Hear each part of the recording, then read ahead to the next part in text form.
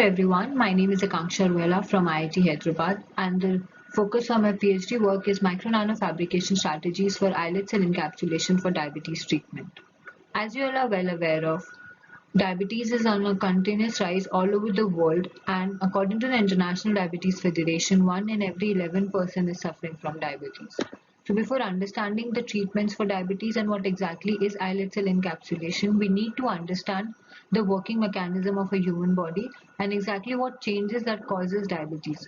So please join me in understanding this mechanism.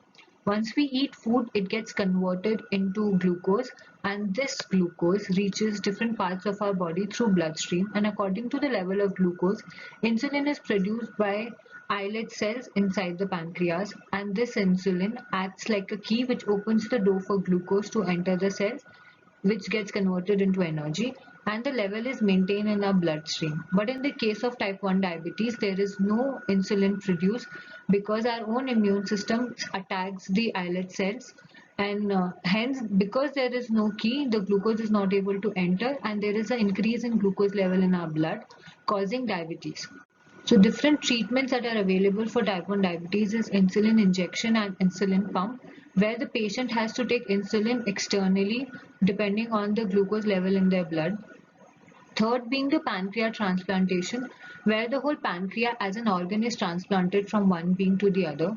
The fourth and the most effective way is the transplantation of the insulin producing islet cells. But even though it's the most effective, it has its own setback of immune rejection, where the immune system of the patient rejects the transplanted islets.